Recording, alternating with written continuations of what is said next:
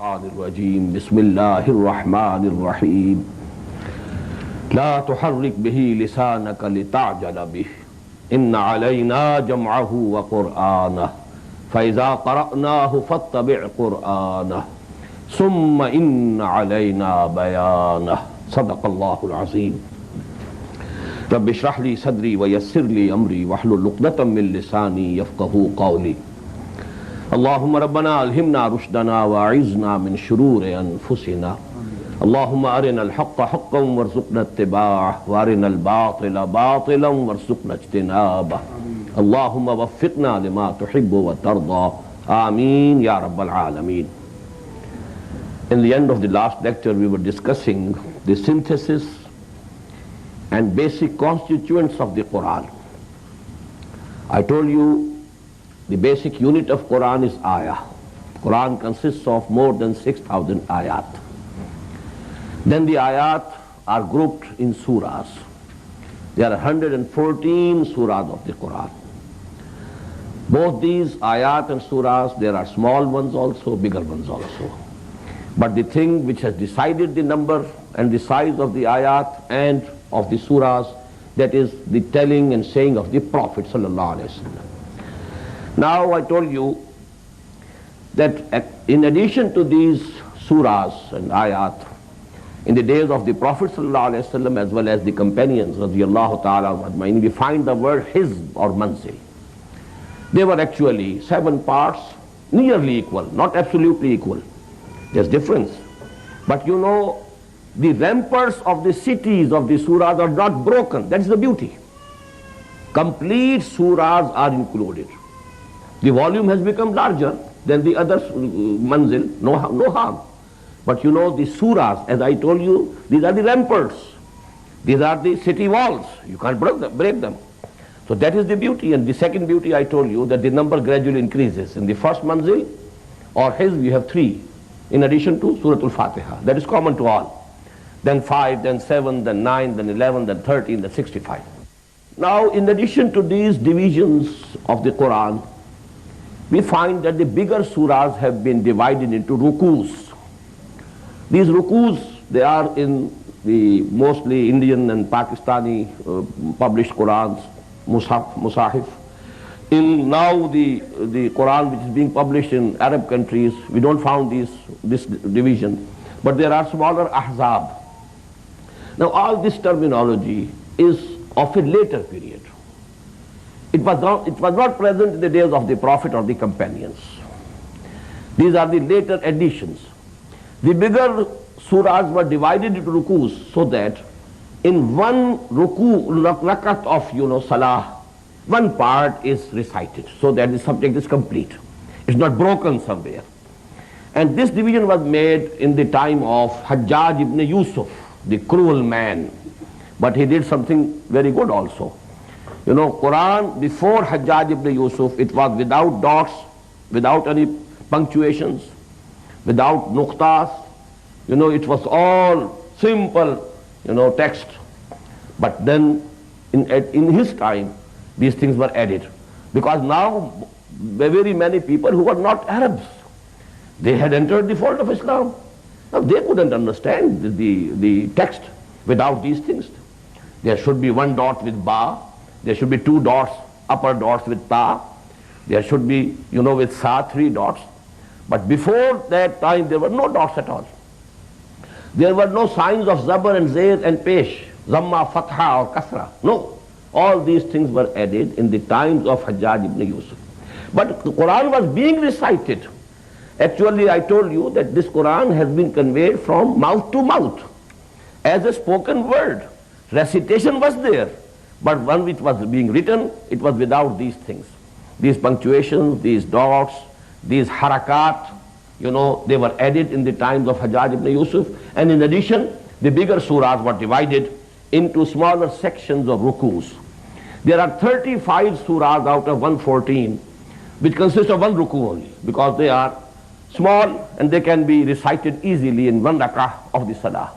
But the bigger the surah becomes, now there are some that have 2 rukus, then with 3, and so on. And Surah Al-Baqarah we find having 40 rukus. So these are all sections meant for reading, recitation in the prayers. Now, these 30 parts of the Qur'an, I have not been able to ascertain when it started.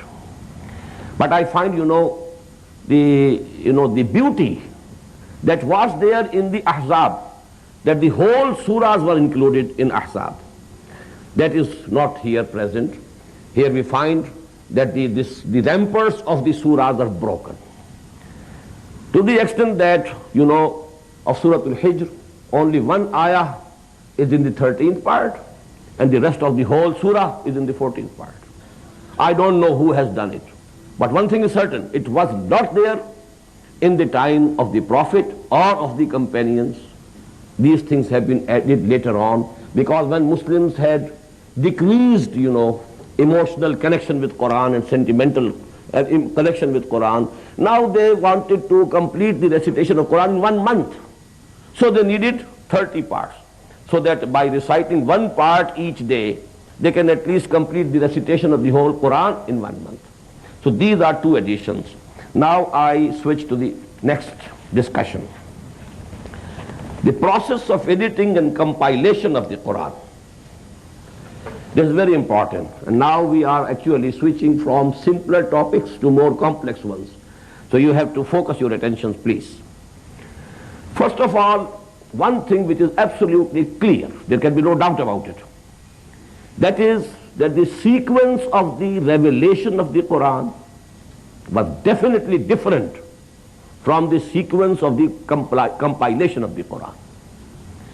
We find in the Quran, in the very beginning, after Surah Fatiha, Surah Al-Baqarah, Surah Al-Imran, Surah Al-Nisa, Surah Al-Ma'idah, they were all revealed after Hijrah. 2/3 of the Quran had been revealed before these surahs. And mostly this part of the Quran, which we call the Makki Quran, we find it in the last sections, last parts of the Quran. So there is no doubt about it that the sequence of revelation is absolutely different. The sequence in the compilation is absolutely different. We call it sequence of nuzul and sequence of mushaf. They are different. In the sequence of nuzul, in the sequence of revelation, the most important things were the events, particular events that were taking place. But now in this compilation, it's not the events, it's a generalized edition and compilation of the Quran. And this is the same text which is there in Lawh Mahfuz. This is the same text which is there in Kitabun Maknoon. This is the same text which is there in Kitab. وَإِنَّهُ فِي Kitab لَدَيْنَا لَعَلِيٌّ حَكِيمٌ. This text, this sequence, this compilation is according to the Lawh Mahfuz, and it has been done by Muhammad sallallahu alaihi wasallam himself. Not anybody else, I will tell you later on. But surely there is a difference, between this sequence and the sequence with which the Quran was revealed originally. Now there is a tradition that Hazrat Ali radiallahu ta'ala anhu, he compiled a Quran according to the sequence of revelation. And some people think that that Quran is the real Quran, and that is with Hazrat Ali, that was with Hazrat Ali, and from him it went to the Imams of Ahl Tashayyu, and now that copy of Quran is with their hidden Imam, Al-Imam Al-Mahdi, about whom they think that he is hiding somewhere and he will appear. And that is the real Quran. They actually, although they say that they believe in this sequence and compilation also, but they say the real Quran is that one, which was compiled by Hazrat Ali radiallahu ta'ala anhu, and it is based on the sequence of revelation. The sequence of revelation is very important, no doubt, for a student of history, for a student of the seerah of Muhammad sallallahu alaihi wasallam, because that sequence gives you the sequence of events. What happened before Hijrah, actually. Now these things are discussed in the Makkan surahs. What happened after Hijrah? What were the conditions just prior to Hijrah? What were the conditions just after Hijrah? What were the conditions after the Treaty of Hudaybiyah? What were the conditions after the victory of Makkah? So these things if somebody compiles Quran, the surahs of the Quran, according to the sequence of revelation, No doubt it is of interest. It will give him some background and insight into the historical events that were taking place in the background when Quran was being revealed, and into the seerah of Muhammad sallallahu alaihi wasallam. But keeping this thing as a research issue, as of interest to a student and a scholar, we must admit that the real compilation, which is according to the Lawh Mahfuz, which is according to the Kitab Maknoon, which is according to the Kitab, that is this sequence that Muhammad sallallahu alaihi wasallam himself decided. Now, what is the beauty of this sequence? I am going to discuss this issue in detail later on, but here I want to mention that in this compilation we find again 7 sections appear, 7 groups of surahs. In every group there are, to start with, 1 or more Meccan surahs, then 1 or more Madani surahs, a group completed. Then again you have 1 or more Meccan surahs, then again 1 or more Madani surahs, the second group completed, and so on. Here again the number is the same, 7. 7 ahzab, that was only to divide Quran into nearly equal parts to be able to complete the recitation in 1 week. But here, some of the groups are very long, very large, some are small. But actually here we have Makki surahs, Madani surahs, 1 group. Again Makki and Madani, second group. Again Makki and Madani, third group. Again Makki and Madani, fourth group. And actually due to this sequence and this editing and this compilation of Quran, this Quran has attained an absolutely new dimension of meaning and wisdom. And that I will discuss inshallah later on when I discuss the specific and the generalized modes of interpretation of the Quran.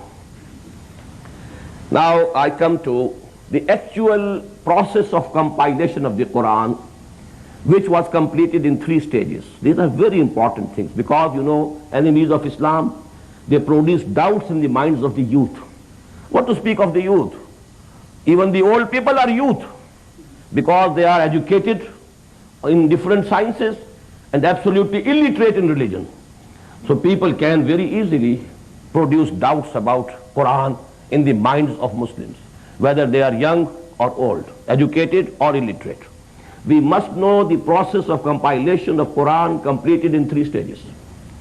First stage, during the very lifetime of Muhammad sallallahu alaihi wasallam, and by himself, none else, the sequence was decided. Whenever a surah was revealed, the Prophet told to the writers, there were few Sahaba who were assigned the job of writing. Katibin Wahi, Zayd ibn Sabit radiyallahu ta'ala, Hazrat Ali radiyallahu ta'ala, Hazrat Muawiyah radiyallahu ta'ala, they were the Katibin, they were the secretaries, they were the writers. So the Prophet used to tell them, keep this surah after that surah. Then another surah has been revealed, keep this after that surah. In the same way, when a few ayat were revealed, keep this, place this ayat after those ayat of that surah. In this way the compilation was going on. Actually this compilation was being done by Allah subhanahu wa ta'ala. That is the meaning, inna alayna jam'ahu wa qur'ana. We take the responsibility, we shall collect it and then decide about its sequence. Quran, how to read it? You can't read anything without a sequence.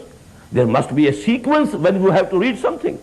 So actually the collection of the ayat and surahs and the sequence of the ayat and surahs, that was decided by Allah subhanahu wa ta'ala, and it was actually done by Muhammad sallallahu alaihi wasallam during his very lifetime.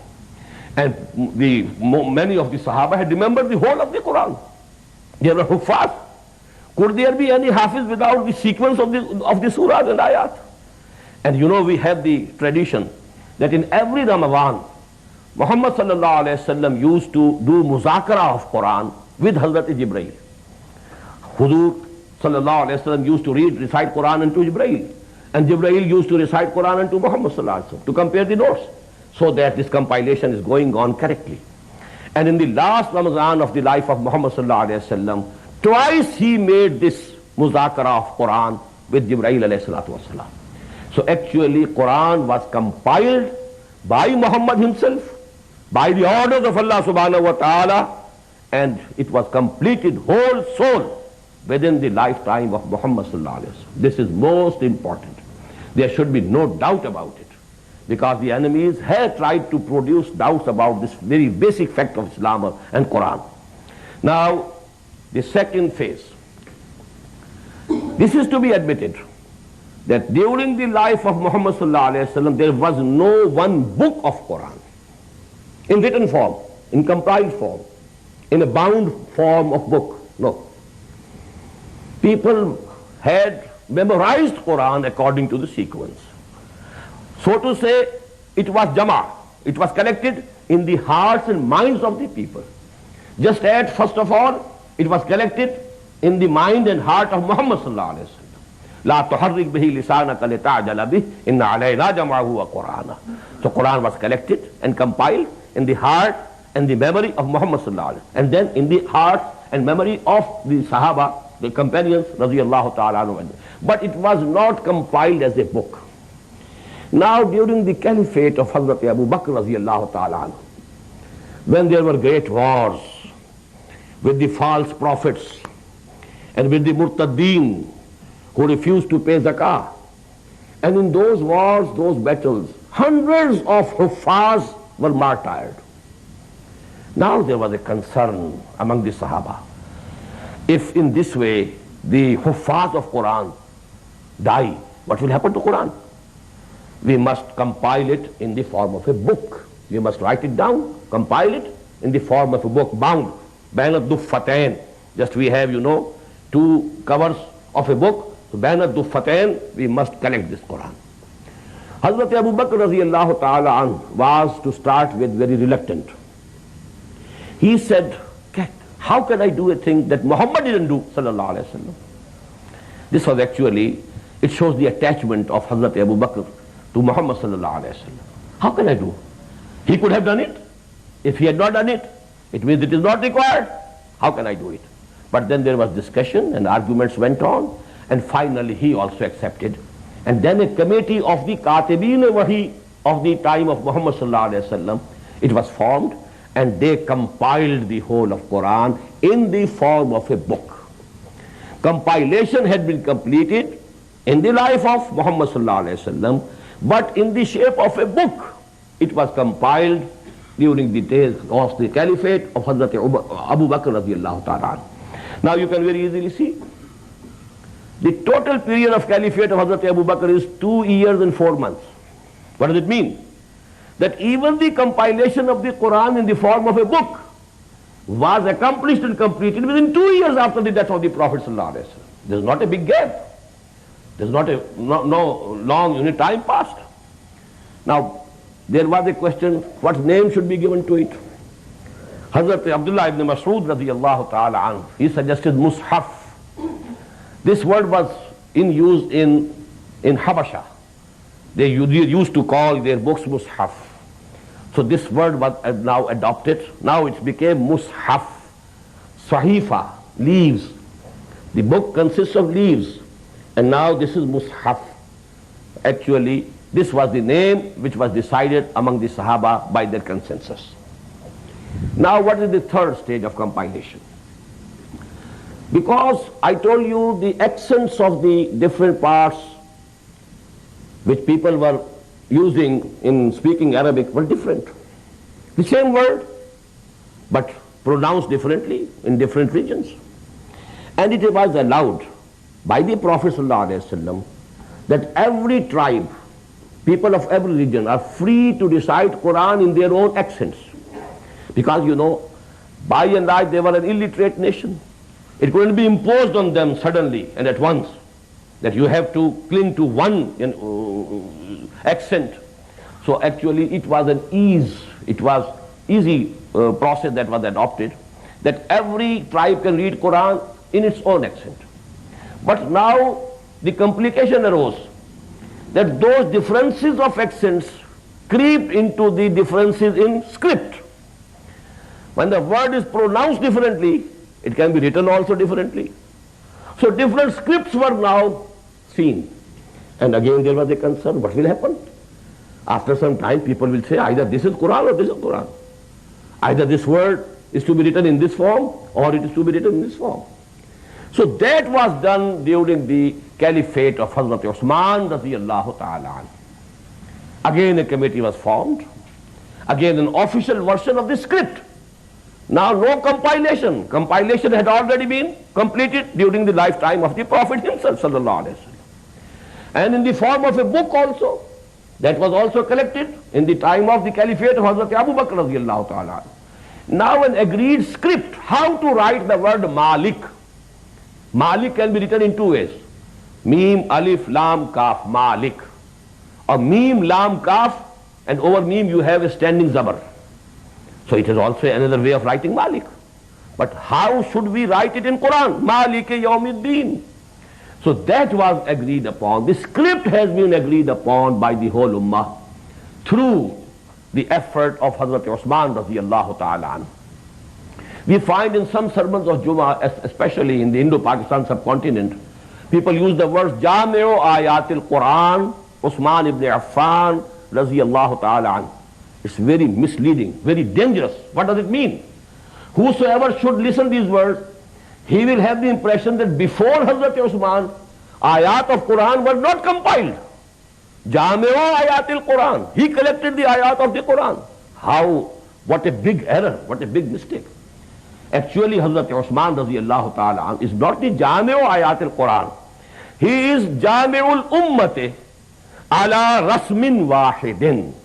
He collected the whole Ummah on one script of the Quran. This script now we call Mushaf Usman radiyallahu ta'ala anhu. And you know the copies were made of that script and they were sent to different big towns of the Islamic kingdom, the caliphate. And some of the copies of this Quran, the Mushaf of Hazrat Usman radiyallahu ta'ala anhu, are present to this date even. This is the third stage of the compilation of the Quran.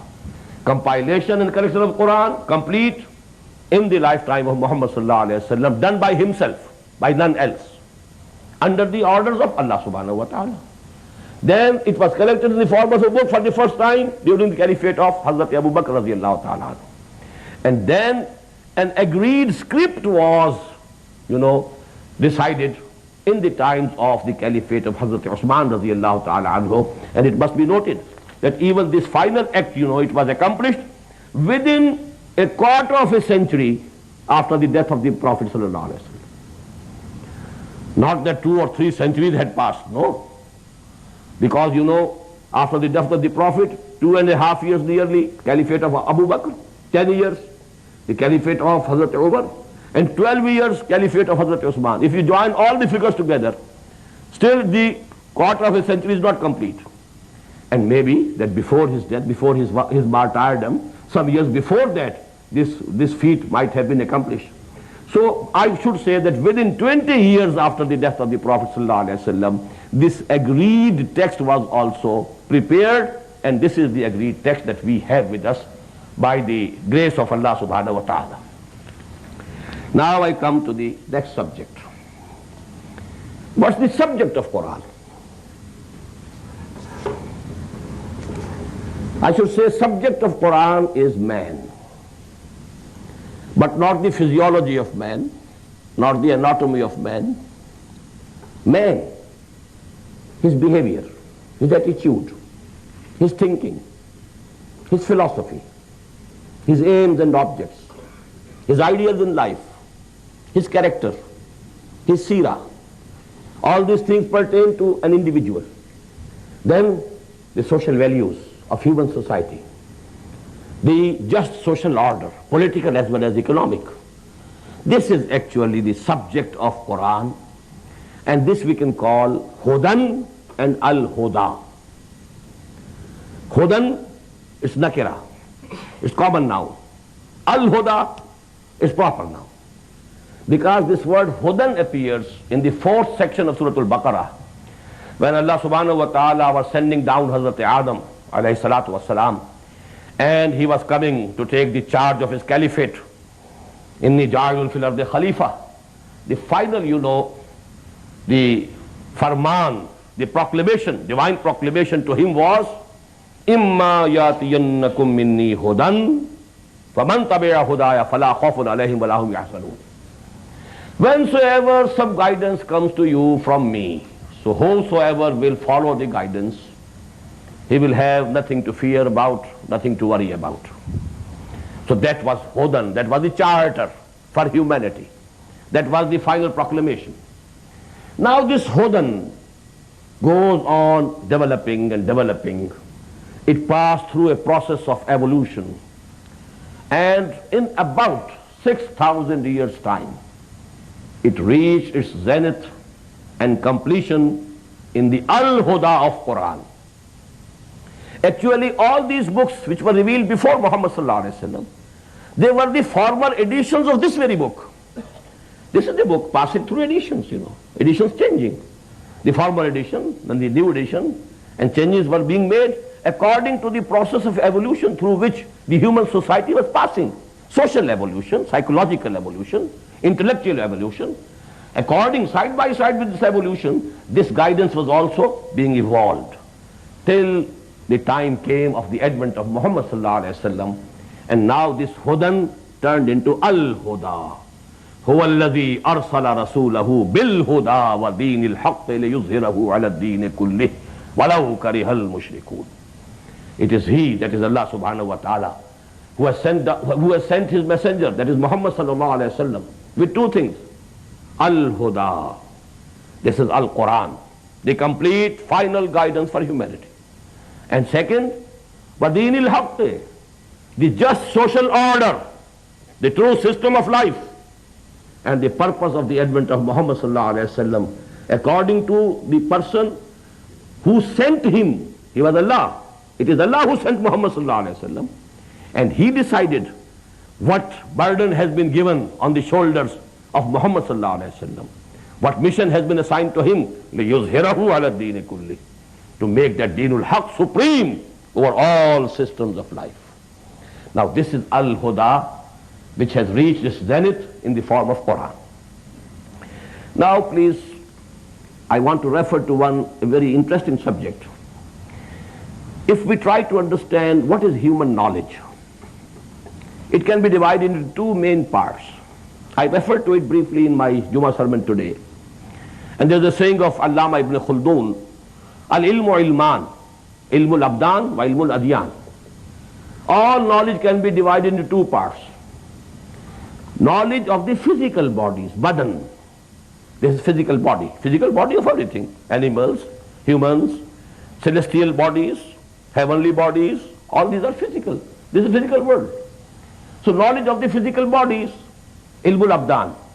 And knowledge of adyan, deen, the nizam, the systems, the social, political, economic systems, the moral system, the family system. These are the things which to be discussed in adyan. Now, I want to use two more words. This knowledge of things or knowledge of physical bodies is acquired knowledge. Man gets it through his sense organs. He sees and hears and touches and smells and tastes. Then the sense data is transferred to this computer, big computer, supercomputer. The supreme computer Allah subhanahu wa ta'ala has made, and this processes that data. And now this march of science is going on, step by step, step by step. And we don't know what will be the final stage of this advance in the knowledge of scientific knowledge for man. So this is one side. The other is the revealed knowledge. This comes from Allah subhanahu wa ta'ala. So actually, knowledge can be divided into two parts, acquired knowledge and revealed knowledge. Now, Quran doesn't deal with the acquired knowledge at all. It's not a book of science or technology. It's not a book of mathematics or arithmetic, or of geometry, or of physics, or of chemistry, or of astronomy, or of embryology, or of anatomy, and so on. Although there are references to the natural phenomena, but there are references. They are not the main subjects of discussion of the Quran. There are references, because these are all signs of Allah subhanahu wa ta'ala. But actually these are only given as signs and symbols of divine knowledge and wisdom. They are not discussed as such. So actually we should understand that these things are peripheral to the central theme of Qur'an. The central theme of Qur'an is guidance. Although let me quote here, actually these things are very well known. I hope that most of you know these things. That because the references in the Qur'an to the natural sciences, these references have been made by Allah subhanahu wa ta'ala. So they cannot be wrong. Because this universe is the work of Allah. And Qur'an is the word of Allah. There can be no contradiction between the two.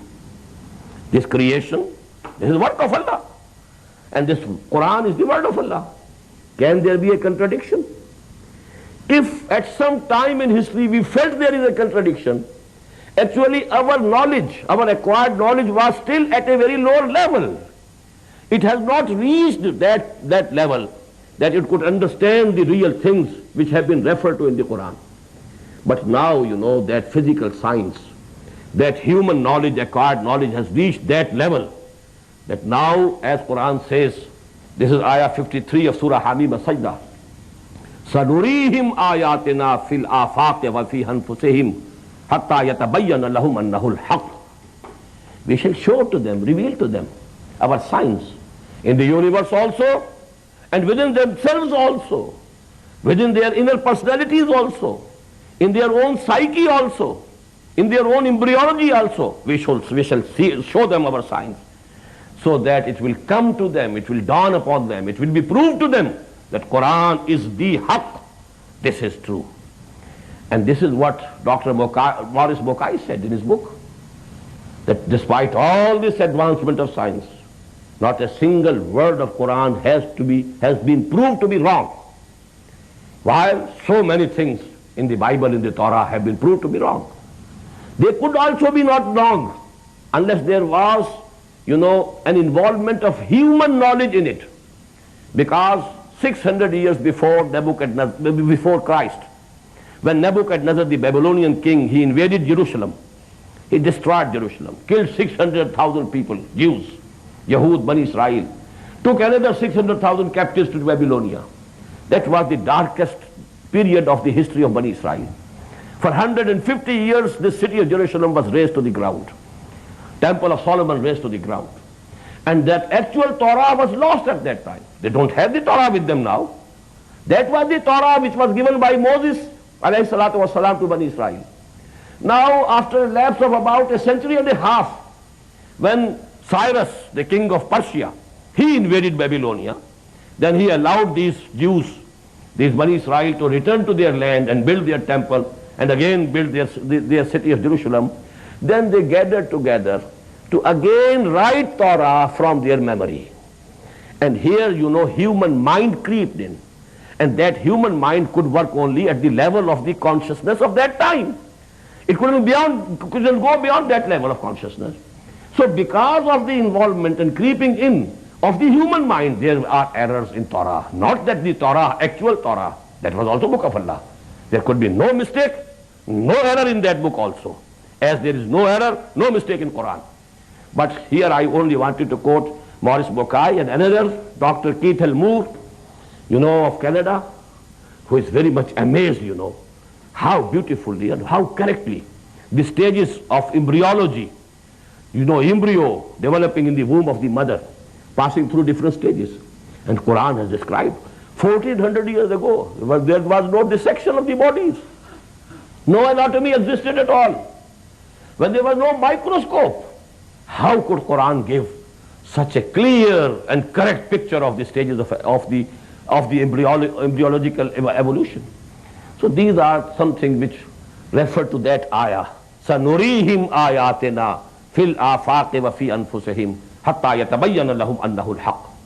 Anyhow, actually this Quran is not the book of embryology, not the book of cosmology or astronomy or physics. These things are not the subjects of Quran, although the references which Quran make to these phenomena relating to these sciences, they are all absolutely correct. But then what is the main subject? The main subject, as I told, is number one, man, guidance for man. First of all, at the individual level, his thinking should be correct. His personality should be a normal, moral personality. His character should be strong. He should take to the right path, individually as well as socially. The social system should be based on justice. There should be no exploitation. There should be no repression. So the guidance at the philosophical level and guidance at the social level, please note these two words, because every human being needs a philosophy of his own. He must have some world view. He must have some Weltanschauung. He must have some philosophy. What he thinks about this universe. What is this universe? What he thinks about himself. Who am I? Where from I have come? Where I am heading? Where I am going? Is death the end of my existence? Or there is some form of life beyond death also? What is evil? What is good? Are there any permanent values, ethical values of good and evil? Or, as you say, nothing is good or bad, only thinking makes it so. What's true? Then what is knowledge? How to acquire it? We know that we can understand and we can learn knowledge through our sense organs. We know that we can argue and infer by this computer. But is that all human knowledge? Or is there any other source of knowledge also? What is man? Is he only a human an animal? A slightly more evolved animal than the lower animals? Or he is basically different from animals? Everybody must have some view of all these questions, some answers. And even if he doesn't have them consciously, if you analyze his behavior, you will find that he is holding this or that view. Either he believes in the life hereafter or he doesn't believe. He might be professing that he believes, but his attitude in life is telling that he doesn't believe in any life after death. He doesn't believe in any resurrection. So everybody has a philosophy, either consciously or unconsciously. Most of the people, they accept the philosophy or Weltanschauung or worldview of the society in which they are born. 99.9 recurrent % people, they accept that those norms. People, whatever they are believing, they start believing, and then they start their life, actual life, practical life. They don't think about anything more. But as I told you, if you analyze, they have some view. So actually, first of all, these subjects which you call metaphysics, which you call ethics, which you call psychology, which you call epistemology, metaphysics, it deals with the nature of existence. What is existence? What is this physical world? Is it all, or there is something beyond this physical world? Then what is ethics? Morals, moral values. Are they permanent or changing? Then even if we accept that moral values are permanent, to tell a truth is good. What will compel me to tell a truth, even when I find that it is going to be harmful for me? I can be saved if I tell a lie. Still, I must tell the truth. Why? So there should be some motivation. What is the motivating force to make a man an ethical person, a moral person? And then, you know, as I told you, epistemology. What is knowledge? Psychology. What's human mind? How it works? What are the passions? What are the emotions? What are the animal instincts? What is the id or libido? What is the ego or superego? Now, all these questions are very central to the subject of Qur'an, because these subjects actually are dealt with in what we call Iman. Iman is a worldview. Iman is a philosophy. Iman actually is a Weltanschauung. It's a philosophy, a total philosophy about metaphysics, about psychology, about ethics, and about the epistemology. On my last visit, I spoke for about 8 hours on this subject of Iman. What is the literal meaning of the word of Iman? What is the term Iman? What does it denote? What is the subject matter of Iman? What are the different levels of Iman? What's the relationship between Iman and Amal Salih? What's the relationship between Iman and Jihad? What's the relationship of Iman with Aman? How inner peace and tranquility can be attained through Iman? All these subjects. How to get Iman and where to get it from? All these subjects I discussed in 8 hours, and they have been, videoed and taped. audio and video tapes, both are present. So I can't go into any detail today. It's only an introduction to the Quran. So the subject matter of Quran number 1, as I told you, is man. First of all, the thinking of man, his views, his ideology, his philosophy, his Weltanschauung. And secondly, the subjects which are dealt with in social sciences. What's a society? What's a family? How a family can be an integrated whole, a disciplined family. How can there be love and affection in the family? How the spouses can be faithful to each other. How their attention can be concentrated towards each other. How the relationship between parents and the sons and daughters, it can be built on very healthy and strong basis. All these things. What are social evils? How to eradicate them? And then what are the social values? And how to promote them? What is the economic structure? What is halal? What is haram? It's in the same way. What should be the political structure? What should be the law of punishment? The criminal law? What should be the civil law? What should be the law of inheritance? All these things, they are the subjects dealt with in sociology. So sociology, political science, economics, all these things, what are these? So these two are the main subjects of the Quran. According to the terminology that we use usually, the social sciences and philosophical sciences, they have a very deep relationship and connection with the subject of the Quran. The physical sciences and technology, they have only a peripheral connection, and they have been only, there have been references in the Quran regarding different lines and different aspects of the social, physical sciences, but they are not the main subject. Now, what is actually the main objective of the Quran? This was the subject of the Quran. What's the main objective of the Quran? Quran wants to produce human individuals who are pious, who are straightforward, who don't harm anybody. But they are not ready to be harmed also. La zarara wa la zirara. Don't harm anybody, but don't let anybody harm you. La tazlimuna wa la tuzlamun. Don't do injustice to anybody, but don't let anybody do injustice to you.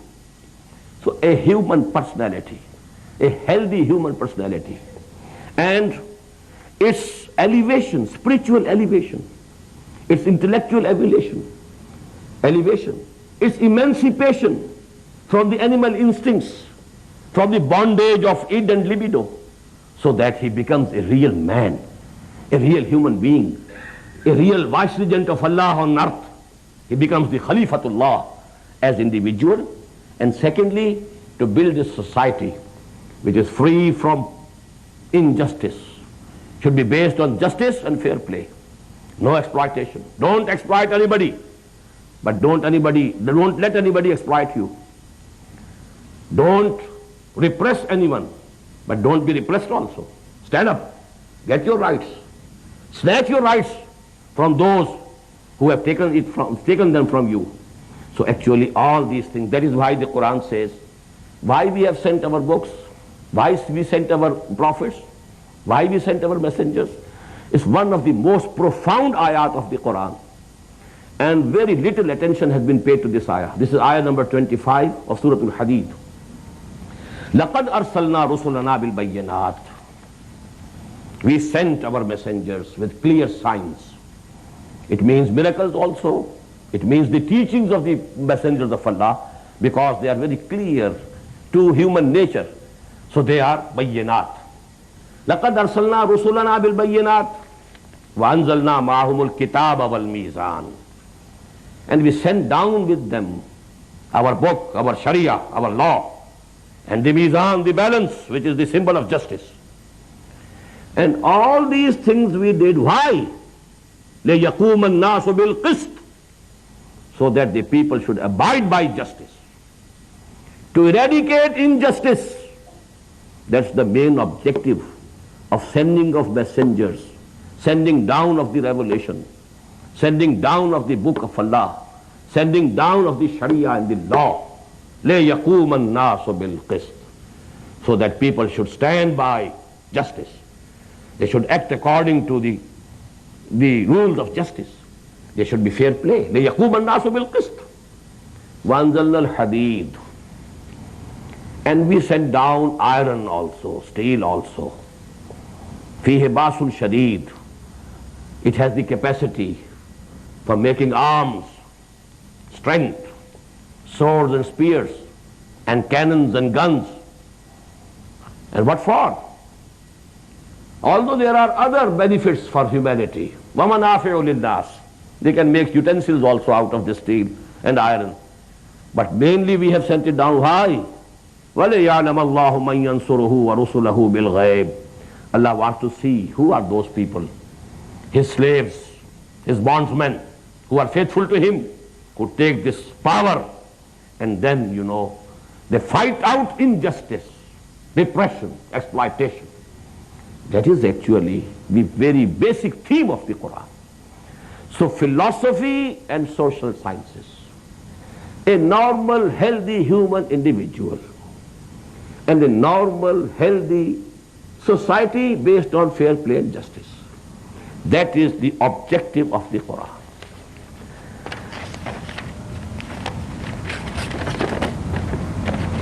Now I come to the last discussion of my lecture today, and that is the specific and generalized modes of interpretation. Because I have referred to the concerned phenomena already, now it is very easy to understand what I want to say under this heading. As we know, Quran was revealed at a particular time, 22 years, from 610 to 632 of the Christian era. It was revealed at a certain place, Al-Hijaz of the Arabian Peninsula. There were people living there. They had their own philosophies, their own creeds, their own customs, their own rituals, their own social order, their own social values. Now that is in the background of the Quran. And Quran had to, perforce, address them first of all. Quran couldn't address the Iranis or the Chinese or the Romans. They were far off. People who were being addressed to immediately were those who were living in the Arabian Peninsula, especially in Hijaz. Now their own level of understanding, their own level of consciousness, their own level of knowledge, a very few people could read or write. Basically the whole nation ummi, unlettered one, uneducated people.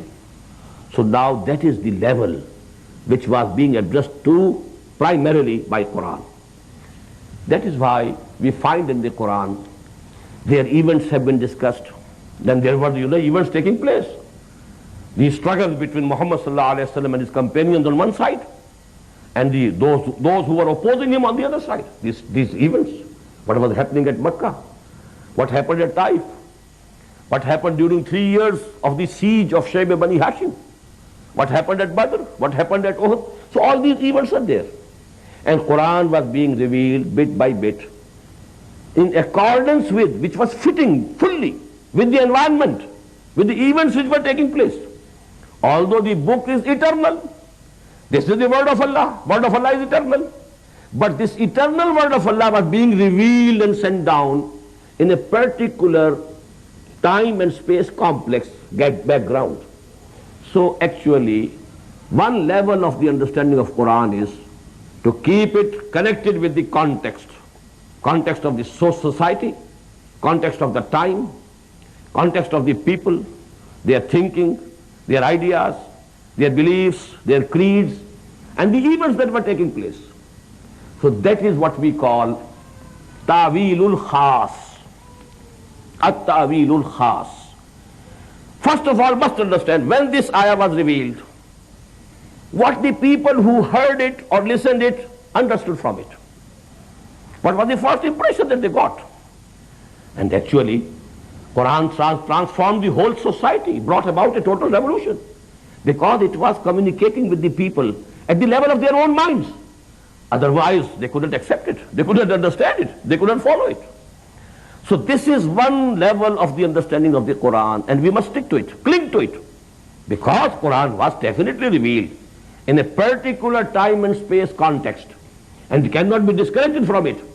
So this is the first level of understanding of the Qur'an, with special reference to the context of the time and the social environment of the time at which it was being revealed. This we call at-tawilul khas. But now, on the other hand, it is meant for guidance of the whole humanity. وَمَا أَرْسَلْنَاكَ إِلَّا كَافَّةً لِلنَّاسِ بَشِيرًا وَنَذِيرًا. Even at the times of Muhammad sallallahu alaihi wasallam, the Persians were there, the philosophers, very high intellectuals. Because the Prophet himself said about Salman Farsi radiyallahu ta'ala anhu, if wisdom is on Suraya, on the high star, some person of his community will take it from there out even. It is, inbuilt in their character. Their bent of mind is philosophical and logical. Then there were the Romans. How long before Muhammad sallallahu alaihi wasallam, Socrates had passed, Plato had passed, the dialogues of Plato had come into existence, Republic had been written 1,000 years before, rather more maybe. So actually there were nations and countries having cultures, having a very high level of consciousness. Even India, it was at a very high level. The mathematics, the arithmetics, then the medicine, then the astronomy, all these things very high. Logic, Indian logic is the topmost logic. Then Chinese thinkers, saints, sages. So Quran had to cater to the needs of the intellectuals also. And not only on intellectuals of that time, it is the guidance for all time to come. Who will guide Allama Iqbal 1300 years after the death of Muhammad sallallahu alaihi wasallam? Who will guide the highest intellectual of the 21st century? If it is for the guidance of humanity, if it is from Allah subhanahu wa ta'ala, who is all-knowing, omniscient, his wisdom is complete, his knowledge is complete, boundless, then this word of Allah must perforce contain the guidance for all levels of consciousness, for all times to come. That's the logical inference. And it is so. Quran has that guidance, but that guidance is Quran is not apparent, it is hidden. You have to dig it out. It was not apparent. Apparently it is addressing the Bedouins of Arabia, and they were reading it, understanding it fully, as if it was primarily meant for them. It moved them, it motivated them, and they were ready to sacrifice their lives for the cause of Allah subhanahu wa ta'ala, and they did it. But it had simultaneously the guidance for all time to come, for the highest level of intelligence, highest level of consciousness. That is there, but you have to dig it out. And for that, the generalized mode of interpretation. Now focus on the words, focus on the context, focus how the ayat has been grouped into one surah. Focus on how these surahs are connected to each other. Focus on how these surahs are grouped into groups of Madani and Makki. And you will have a new dimension, a new vista of knowledge and wisdom. And I have told you, but for that you have to dig it out. You have to devote whole of your lifetime, all of your intelligence and understanding. Even then you may not be able to do the justice to the job or thought. But you have to do it. So now here I give you two levels of understanding. I have given you two terms, al-tawilul khas, related with the context. Tawilul am, and about that, the saying of the Mufassirin is very beautiful. Al-i'tibaru li'umumil lafz, la li khususis sabab. Because we have such and such ayah was revealed when such and such, incident happened. Now this is the shan-e-nuzul of this ayah. And people think that this ayah only speaks about that event. It's wrong. You must understand when this ayah was revealed, what people understood from it. It is tawilul khas. But now focus your attention on the words, how they are connected to each other. What's the context? What's the sayak and sabak? What issue was coming under discussion. And now you focus your high power, lens to be focused on that issue. And now this is at-ta'wilul aam, generalized interpretation of the Qur'an. And the two additional terms are tazakkur and tadabbur. Tazakkur, to get the guidance of the Qur'an. It is just like, when there's oil is spilled in some sea or ocean, you know that the oil is at the surface. But the ocean is miles deep. Oil is on the surface. This is the simile of the Qur'an. Its real guidance is on the surface, apparent, easy to approach. You can have it very easily. For tazakkur, for getting the reminding and remembrance and the basic guidance of Qur'an. Qur'an has challenged humanity 4 times in Surah Al-Qamar. وَلَقَدْ يَسَّرْنَا الْقُرْآنَ لِلذِّكْرِ فَهَلْ مِن مُدَّكِرٍ. We have made Qur'an very easy for those who want to get the guidance. Is there anyone who wants to take the guidance from Qur'an? May Allah subhanahu wa ta'ala give us the resolve that we should get the guidance from the Qur'an. وَجْعَلْهُ لَنَا إِمَامًا وَنُورًا وَهُدًى. Oh Allah, make it our imam and light for us, our leader. But then there is tadabbur. Tadabbur, when you have focused yourself, your high-powered lens, and you are pondering deep, diving deep into the ocean of the meanings of the Qur'an, as Allama Iqbal says, Qur'an mein ho ghautazan hai marde musalman. Now you will come out with, very beautiful pearls from the depths of the ocean. You will get them. But you have to dive down into the meaning of the Qur'an. For tadabbur, this is the most difficult book, because you have to devote all your time, your energies, total intelligence, understanding, to go deep into the meanings of the Qur'an. This is tadabbur. This is a whole-time job. It's not a part-time job. Whole-time, whole-life job. But tazakkur is easy. For tazakkur, only that much knowledge of Arabic is required, which enables you to have a direct communication with Qur'an. Let Qur'an speak to you directly. Let Qur'an descend on your heart directly, as Iqbal says. Tere zamir pe jab tak na ho nuzul kitab, girah kusha hai na razi na sahibe kashaf. These very voluminous tafasir won't be able to give you anything unless Qur'an is descending directly on your heart. And for that, only that much knowledge of Arabic, that you don't need to have any translation intervening between you and the text of the Qur'an. For tazakkur, it is sufficient. For tadabbur, it's a long job. I have a small booklet, Musalmano par Qur'an Majid ke Huquq, and it is translated in English also, in Persian also, in Arabic also. So you can get a hold of this. I have discussed these issues. What is tadabbur, what is tadakkur in detail in that small booklet. But that is very essential for everybody who is interested in this subject. And I here end my discourse with a very beautiful saying of the Prophet ﷺ. I quoted that hadith in my Jummah khutbah, but I hadn't the time to talk about it. It has been reported by Hazrat Ali radiyallahu ta'ala. He says that the Prophet said, sallallahu alayhi wa sallam, "Innaha satakunu fitnatun." Very soon there will be a big turmoil, very big fitna. Hazrat Ali says, I asked, "Mal makhraju minha ya Rasulullah?" O Messenger of Allah, tell me, what will be the way out from that fitna, from turmoil? What will be the exit? How should we be able to get out of that turmoil? Now the reply came. It's a very lengthy hadith. I'm giving you a few parts from the beginning and then the end. The Prophet replied, Kitabullah.